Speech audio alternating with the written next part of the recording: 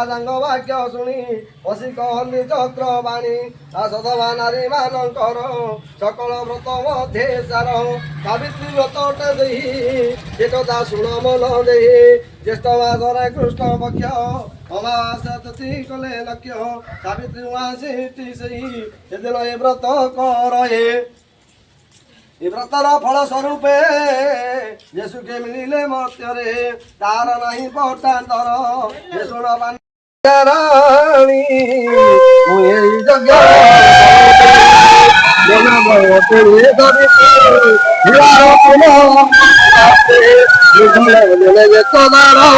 ଧନ୍ୟ ତୁମର ଭକ୍ତି ତାର ନିଜେ ମୁଁ ଅତ୍ୟନ୍ତ ପ୍ରସନ୍ନ ହେବିଲେ କଲି ବରଦାନ ଲଭେବି ତୁମ କନ୍ୟା ରତ୍ନ ପୁତ୍ର କୁଲକ ରୀଣମତ ସପୁତ୍ର ଦେ ସୁଖ ସିରେ ସେ କନ୍ୟା କଲେ ବାବରୀ ଚକିତେ ପୁର୍ଣ୍ଣାହୁତି ସାରି ଯେ ଯାହା ଗୃହେ ଗଲେ ଚଳି ରଜ ସପନ ଦେଖିଲେ ଯେ ରାଣୀ ସେ ଥିଲା ଶପଥ କାହାଣୀ ଘଟିଲା ଯଜ୍ଞ ସାଳେ ଯାହା ଅସତ୍ୟ କେ କହିବ ତାହା ଯାଇଛି ଅଳ୍ପ ଦିନେ ବିତି ରାଣୀ ହୋଇଲା ଗର୍ଭବତୀ ରାଜାଙ୍କୁ ଜନ୍ମେ ବସି ପତିତ ଅମୃତ ମରସି ଆସିଲ ମନେ ଆଶା କରି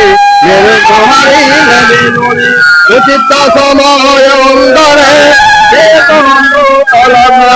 ସ୍ୱର୍ଗ ସୁନ୍ଦରୀ କନ୍ୟା ରତ୍ନ ରାଣୀଙ୍କୁ କଲେ ନେଲେ ସାବିତ୍ରୀ ଯଜ୍ଞ ଶାନ୍ତିଲତା ରାଉତ। ପୂଜା କେତେ ବର୍ଷ ହେଲା କଲୁନି? 40 ବର୍ଷ ହେଲା। ଯୋଉ କରୁଛନ୍ତି ପୂଜା କେତେ ଭକ୍ତ ଆସନ୍ତି? ଭକ୍ତ 20 ଜଣ ଖଣ୍ଡ ହୁଅନ୍ତି। କଣ କେମିତି ସାବିତ୍ରୀ ବ୍ରତ ପାଳନ କରାଯାଏ ତା ବିଧିବିଧାନ ବିଷୟ ଟିକେ କହିବେ?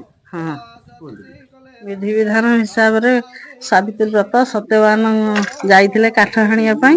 ସାବିତ୍ରୀ ତାଙ୍କ ସାଙ୍ଗରେ ଯାଇଥିଲେ।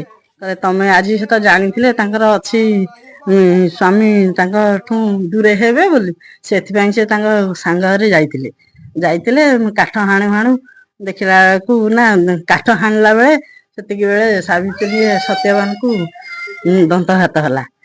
ସେଇଠୁ ସେ ତ ଟଳି ପଇଲେ। ସାବିତ୍ରୀ ସେଇଠୁ ନେଇକିଣି ଗଲେ ଯମରାଜା କତିକି, ଯାଇକି ତାଙ୍କ କତିରୁ ବରଦାନ ଆଣିଲେ।